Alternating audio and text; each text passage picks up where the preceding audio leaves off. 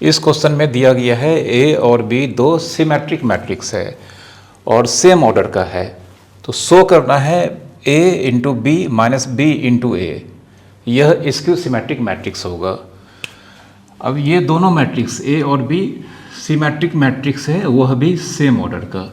तो हम जानते हैं अगर ए सिमेट्रिक मैट्रिक्स या कोई भी मैट्रिक्स सिमेट्रिक मैट्रिक्स होता है तो मैट्रिक्स और मैट्रिक्स का ट्रांसपोज इक्वल होता है। ए सिमेट्रिक मैट्रिक्स है तो ए मैट्रिक्स और इसका ट्रांसपोज आपस में इक्वल होगा, एंड बी भी सिमेट्रिक मैट्रिक्स है तो देयरफॉर यहाँ पर बी और बी का ट्रांसपोज भी आपस में क्या होगा, इक्वल होगा।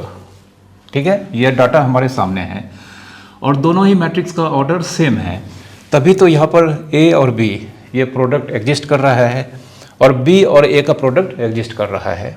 क्योंकि दो मैट्रिक्स अगर सिमेट्रिक मैट्रिक्स होता है तो दोनों स्क्वायर मैट्रिक्स होता है और दो स्क्वायर मैट्रिक्स का प्रोडक्ट तभी एग्जिस्ट करता है जब दोनों का ऑर्डर सेम होता है।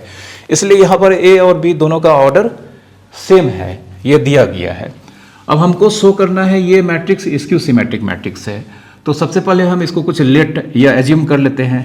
तो यहाँ पर हम लेट कर लेते हैं x equals to A B minus B ए।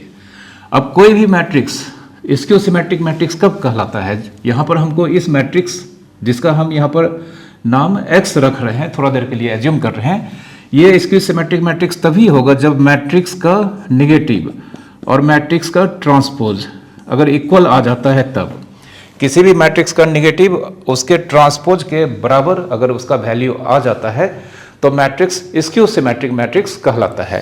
तो सबसे पहले हम इस मैट्रिक्स का ट्रांसपोज निकालते हैं x डैश। तो x का वैल्यू है हमारे पास ए बी माइनस बी ए, इसका ट्रांसपोज। अब ब्रैकेट को ब्रेक करेंगे तो यह हो जाएगा a इंटू बी होल का ट्रांसपोज माइनस b इंटू ए होल का ट्रांसपोज। कौन सा प्रॉपर्टी से होगा, मैट्रिक्स में एक प्रॉपर्टी है a माइनस बी होल का ट्रांसपोज इक्वल्स टू ए का ट्रांसपोज माइनस बी का ट्रांसपोज।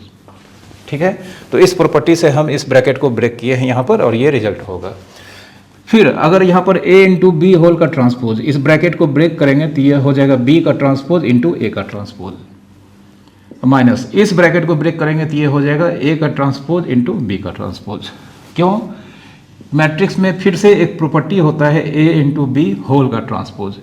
तो जब हम ब्रैकेट को ब्रेक करेंगे तो a transpose into B transpose यह नहीं होता है, होता है b transpose into A transpose. इस प्रॉपर्टी से हम यहाँ पर इस दोनों को ब्रेक किए हैं। ठीक है, तो ये हमारा किसका वैल्यू चल रहा है, x का वैल्यू चल रहा है, सॉरी x डैश का, x के ट्रांसपोज का वैल्यू चल रहा है। तो x dash b dash a dash, b dash के जगह पर b रख सकते हैं, b डैश के जगह पर b रखाएंगे, यहाँ पर b डैश के जगह पर b, चूंकि b डैश का वैल्यू b है, b सिमेट्रिक मैट्रिक्स है इसलिए b डैश b के बराबर होता है और इस b डैश के जगह पर हम b रख दिए हैं। अब a डैश के जगह पर कितना रखेंगे, a माइनस फिर a डैश के जगह पर हम रखेंगे a और b डैश के जगह पर रखेंगे b।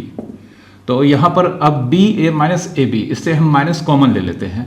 तो माइनस अगर हम कॉमन लेंगे तो ये हमारा हो जाएगा माइनस वाला टर्म प्लस और प्लस वाला टर्म माइनस, और यहाँ पर हम इस माइनस बाहर में माइनस लिखेंगे लेकिन ए बी माइनस बी ए, इसको हम क्या एज्यूम किए थे, x।